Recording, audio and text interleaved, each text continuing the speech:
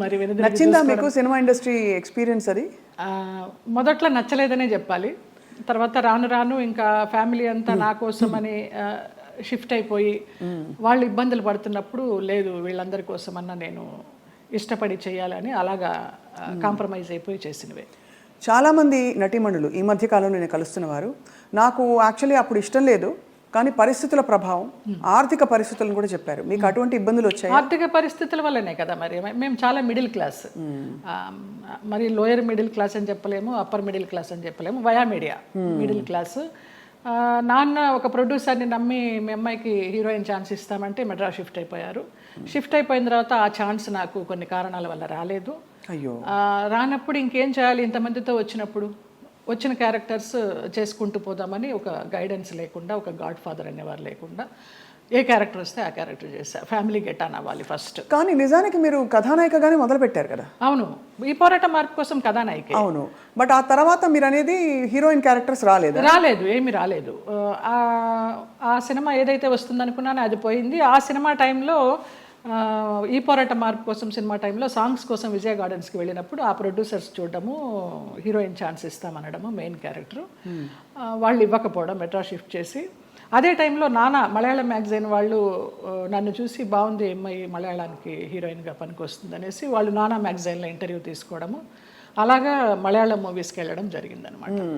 మలయాళం మూవీస్లో మరి చేస్తూ అంత మంచి ఇండస్ట్రీ కదా మలయాళం ఇండస్ట్రీ, మరి అక్కడ మీకు ఎక్కువ నిలదొక్కుని ఇప్పుడు ఎలా అయితే సూపర్ స్టార్స్ మనకు ఉంటారు అలాంటి అవకాశాలు రాక, లేకపోతే మీరు ఏదొచ్చినా పర్లేదు అని ఒక? అలా కూడా కాదు. మలయాళంలో ఫస్ట్ నేను చేసింది ఉప్పు మూవీ, ముస్లిం సబ్జెక్ట్, తల్లి కూతురు నేనే, జ్యువెల్ రోలు. నాకు దానికి Kerala best actress state award కూడా వచ్చింది. అవును. తర్వాత ఐవిశశి గారు అప్రోచ్ అయ్యారు. అప్రోచ్ అయితే మంచి డైరెక్టర్. అప్పుడు అంటే తెలియదు మనకి ఎలా ఉంటుంది, ఊరికే అవుట్లైన్ చెప్తారు కానివ్వండి, మంచి గ్లామర్ రోలు, కమల్ హాసన్ గారి పక్కన అనేసరికి చాలా ఆనందంగా ఉంటాం కదా. ఫస్ట్లోనే కమల్ హాసన్ గారి పక్కన ఉలగ నాయగన్ ఆయన పక్కన వచ్చింది అని. ఆ ముగ్గురు హీరోయిన్లు శోభన, గీత, నువ్వు అని చెప్పారు. ఓకే అనేసి ఒప్పేసుకున్నాను. అది కట్ చేస్తే విలన్ వైఫ్ వ్యాంపిష్.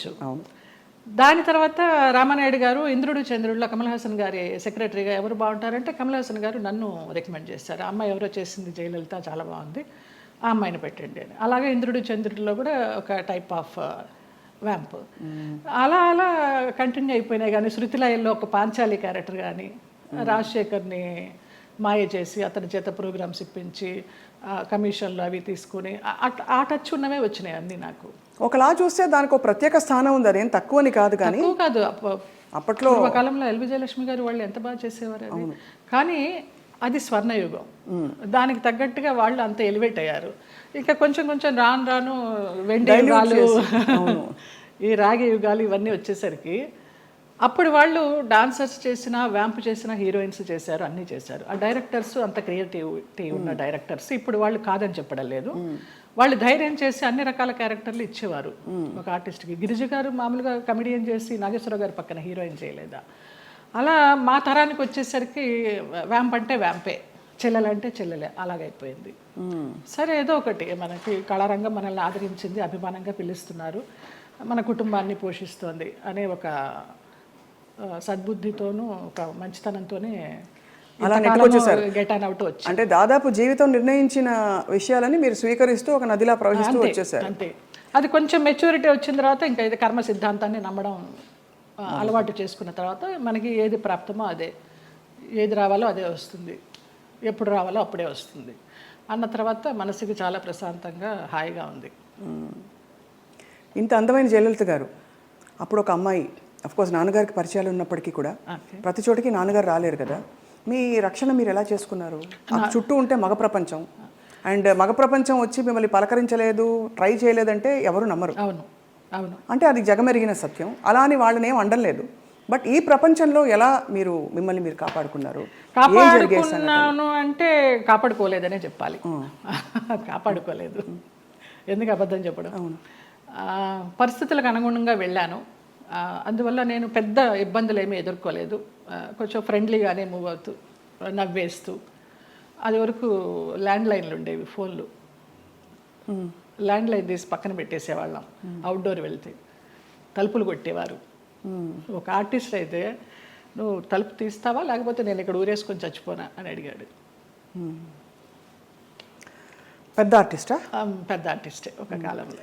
అంటే ఎందుకు అడుగుతున్నానంటేనండి, మరి అది వాళ్ళు ఒక బంధం కోరుకున్నారా మీతో, లేక కేవలం బంధం లేదు, ఏం లేదు, బాగుండేదాన్ని, యంగ్లో ఉన్నాను, మంచి పర్సనాలిటీ, వ్యాంప్ క్యారెక్టర్లు వేస్తున్నాను, మనస్తత్వం కూడా అదే అయి ఉండొచ్చు అనే ఒక అపోహ.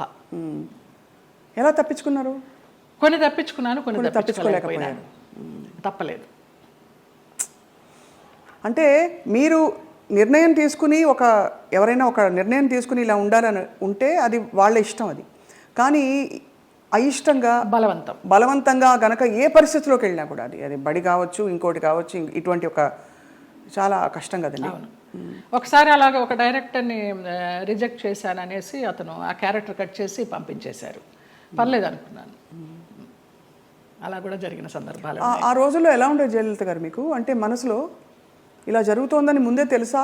వాళ్ళు తలుపులు కొట్టేటప్పుడు భయం వేసేదా, లేకపోతే తెలుసు ఎలా తప్పించుకోవాలనే ఆలోచన తప్పించి ఆ భయాలు అవేమీ లేవు.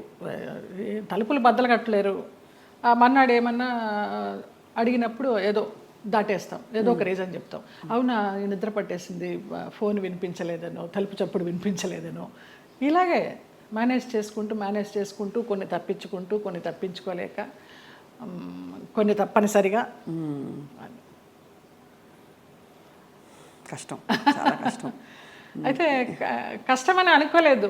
అంటే ఒకసారి పోయినా 100 సార్లు పోయినా పోయింది అంతే. ఇక మనకేం అది ఫీలింగ్ ఉండదు. అంటే కరెక్టేలేండి మీరు అన్నట్టు. అంటే ఆ టైంకి మీరు ప్రాక్టికల్గా సమాధాన పడిపోయారు అంతే దానికి. అంతే.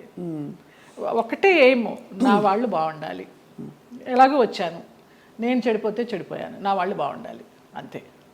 ఆ మంచి మనసుతోనే వచ్చాను కాబట్టి ఇప్పటికీ నన్ను భగవంతుడు ఈ రకంగా చూస్తున్నాడు 40 years ఇండస్ట్రీలో అని ఒక నమ్మకం. ఇప్పుడు అందరూ బాగున్నారు. చాలా సున్నితమైన ఒక ప్రశ్న అండి, ఇది అడగచ్చు అడగకూడదు, కానీ ఈ సోకాల్డ్ ప్రముఖులు వాళ్ళు వీళ్ళు మిమ్మల్ని ఇలాగా ఇబ్బంది పెట్టి, సరే వాటెవర్ ట్రై చేసి అది బలవంతంగా మీరు తలొగ్గినప్పుడు గౌరవం ఉంటుందా, లేకపోతే కేవలం జస్ట్ వాళ్ళ వాళ్ళ వాళ్ళ ఇంకా పైశాచికత్వం? కానీ పైశాచికత్వం ఏమీ ఉండదు, గౌరవం ఉండదమ్మా. Just matter of fact, need అంతే. రెండు ఉండవు, అది మరీ పీక్ ఉండదు. కానీ అంటే ఎందుకు అడుగుతున్నానంటేనండి, ఆ టైంలో వాళ్ళ ప్రవర్తన కూడా ఒక గాయం చేస్తుంది కదా మనసులో. అట్లా నేను అబద్ధం చెప్పకూడదు, ఎవరు అలాగ ప్రవర్తించలేదు. పైశాచికము లేదు, ప్రేమ లేదు. ప్రేమ అసలు ఉండదు. ఒప్పుకొని వెళ్ళాము, అంతవరకు. వాళ్ళ నీడ్ అయిపోయింది, వచ్చాము. తర్వాత ఎలా ఉండేవారు వీళ్ళందరూ? బాగానే ఉండేవారు మామూలుగా. షార్ట్ అంటే షార్టే, అంతే.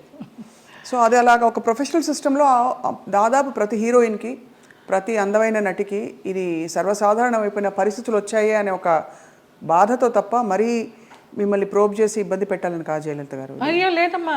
ఎందుకు అది నామ్ అయిపోవాలి, ఎందుకు ఒక బెంచ్ మార్క్ అయిపోవాలి అని అంటే, మనం ఈరోజు అనేక కమిటీలు పెట్టడాలు, ఇండస్ట్రీ ఇతర వర్క్ ప్లేసెస్లో వేధింపుల కమిటీ ఉండాలని చెప్పి, అంటే వేధింపులని వ్యతిరేకించే కమిటీలు. బై గాడ్స్ గ్రేస్ మాకు అట్లాంటి వేధింపులు ఏం లేవు, కానీ తప్పలేదు.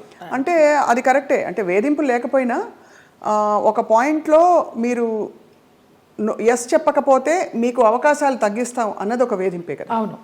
అంటే మీకు టాలెంట్ ఉండి కూడా చెప్పాను కదా, ఒక డైరెక్టర్ పంపించేశారు సుగం క్యారెక్టర్ అయిన తర్వాత అనేసి. ఆ పేరు నేను అడగను, ఎందుకంటే మిమ్మల్ని ఇబ్బంది పెట్టను.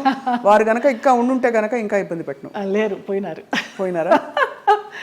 ఓకే. మలయాళం డైరెక్టర్. ఓకే. తెలుగు ఇండస్ట్రీలో బాగానే పోనీ మన ఇంటి పిల్ల అని ఏమన్నా అక్కును చేర్చుకున్నారా మిమ్మల్ని?